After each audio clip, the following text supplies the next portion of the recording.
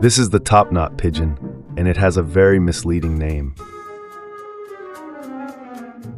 Its scientific name means roughly of Antarctica, which is a little strange. Because here's the problem. It has never once been to Antarctica. Lophilamus antarcticus, a rainforest bird, nowhere near a glacier or a snowflake. It lives somewhere warm and full of figs.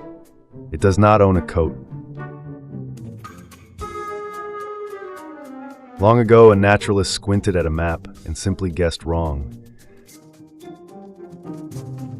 And this bird has carried that mislabeled name tag ever since.